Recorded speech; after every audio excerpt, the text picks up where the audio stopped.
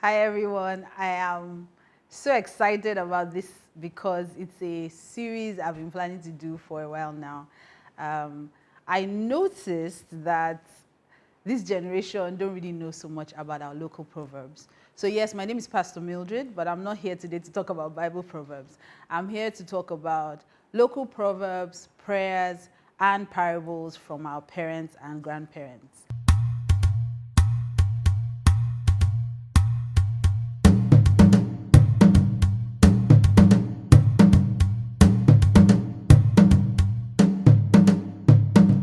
So I'm really excited about this. I'm going to be doing this sometimes on my own, sometimes a couple of people. So it's just a fun way for us to learn, nothing too serious. So I am just going to get right into it. So growing up, I grew up, my grandmom used to come to visit a lot. I absolutely loved it. And funny enough, I miss her. She was such a wealth of wisdom and knowledge, and I learned the beauty of my language, Igbo, from her. I learned how to. She would communicate in our language in ways that would make you think. And that's the thing I love about Proverbs. Proverbs in the Bible and Proverbs, local Proverbs, Nigerian Proverbs, they make you think.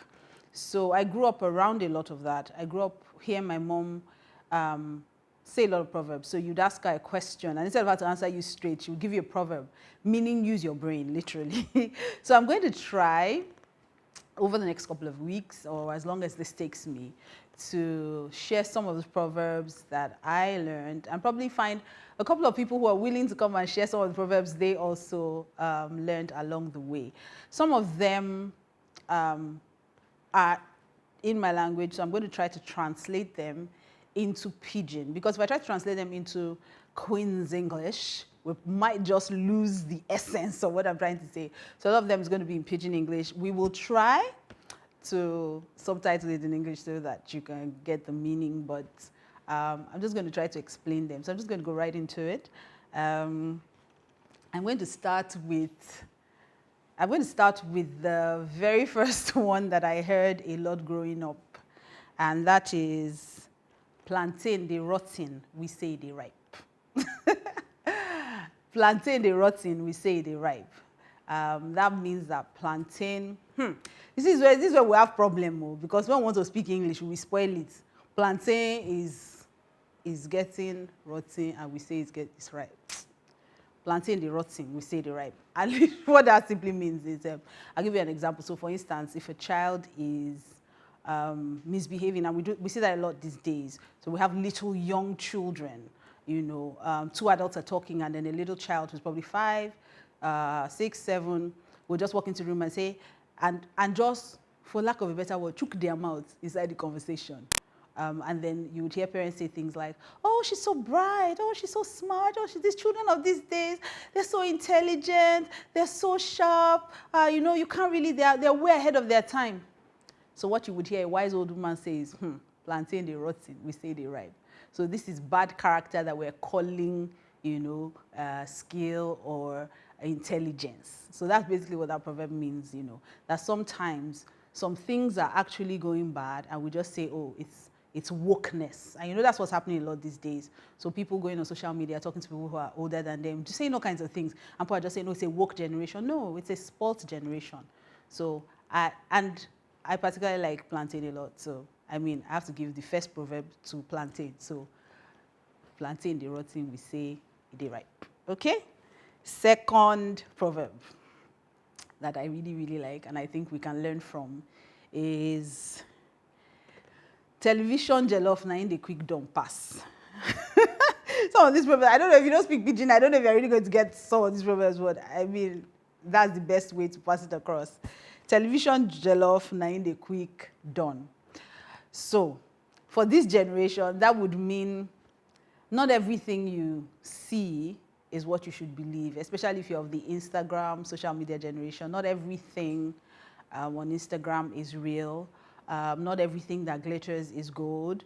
A lot of times what happens is that people will show you their results, but they don't really allow you go through the process with them. So people don't really tell you what they've been through to get something done. They will just quickly show you, hashtag relationship goals. They don't show you the battles they've been through. They don't show you the stress that it takes. You know, if you're going to cook jollof rice, for instance, it's going to take you a process. It's not going to be as fast as those things. So things you see on TV, especially all these cooking channels or all these pages that they cook, what they'll do is they'll do everything under 1 minute. And that is never going to happen in real life. So it gives you a false sense of, oh, we can get results quickly, when in real life, it's never really like that. There's a process, there's time. So some of those videos you see when they are showing you jollof rice that they've cooked, it is not the jollof they started cooking when they started shooting the video that they are showing. They probably have a pot ready somewhere. So when it's time to take the picture, they just scoop it out. So television jollof, na in the quick done. When in real life, it's never really like that. So that's the second proverb. Third proverb.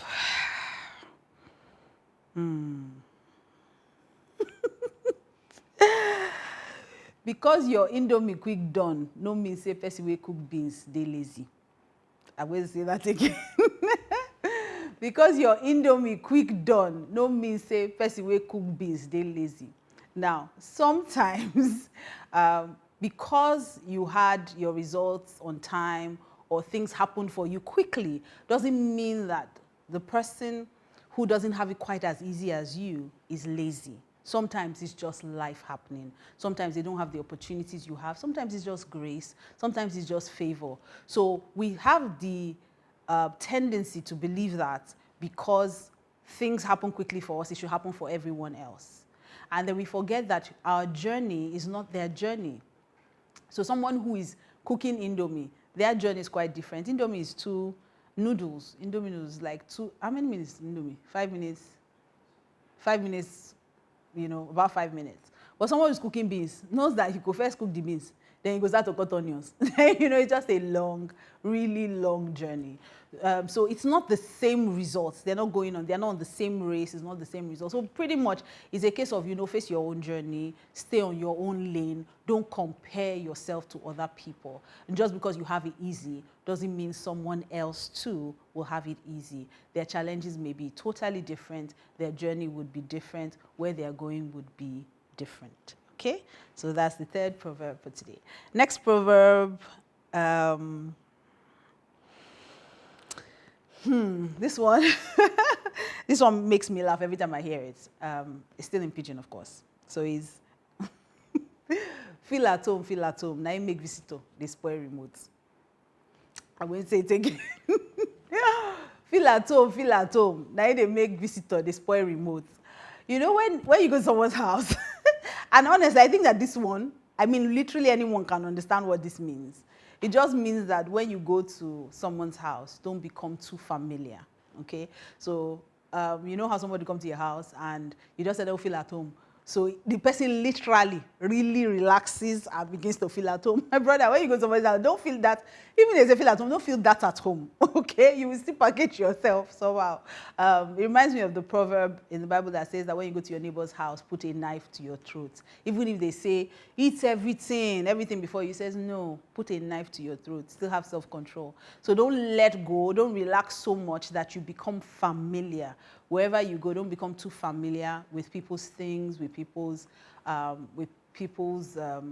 homes, with people's lives. Don't just relax. You must still have some self-respect, some dignity, and respect for other people's things. So feel at home. Now they make visitor, they spoil remote.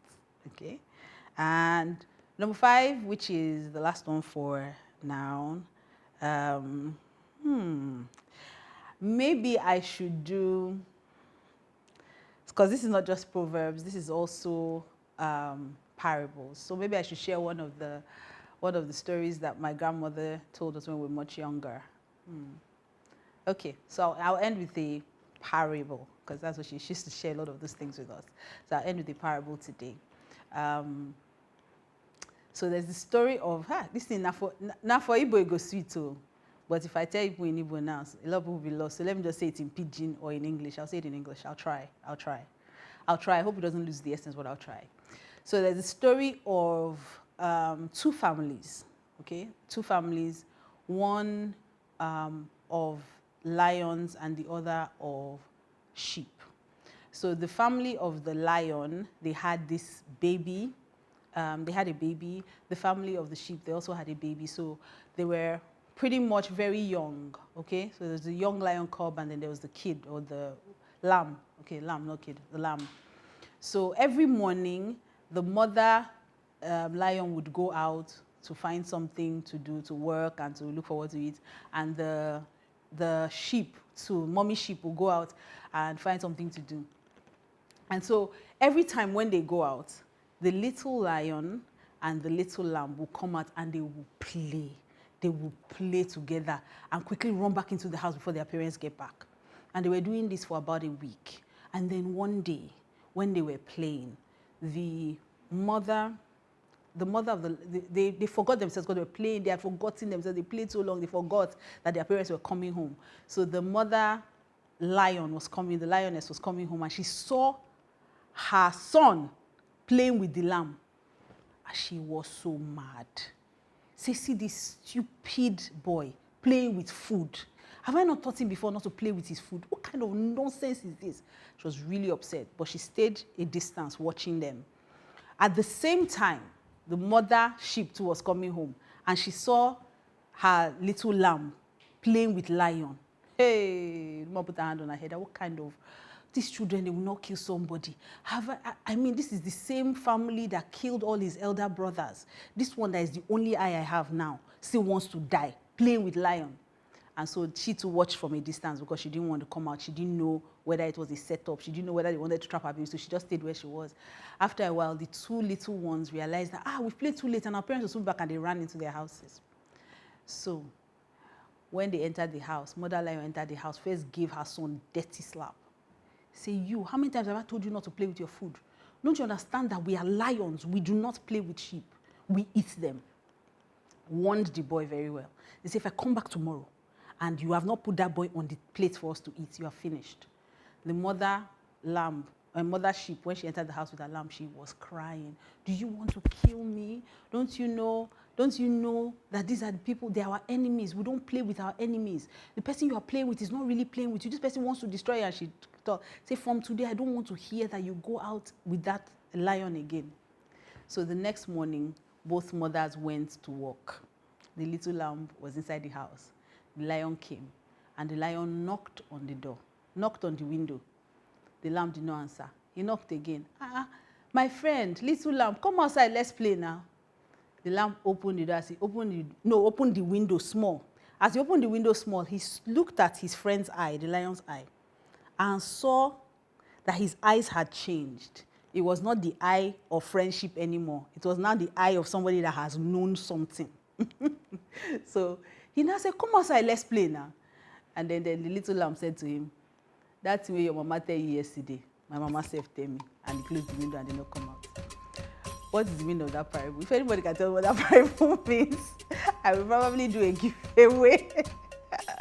And honestly, I'm going to do a giveaway with best answer who tells me what that parable is. And next time, I'm going to come back and tell you what it means. Bye, everyone.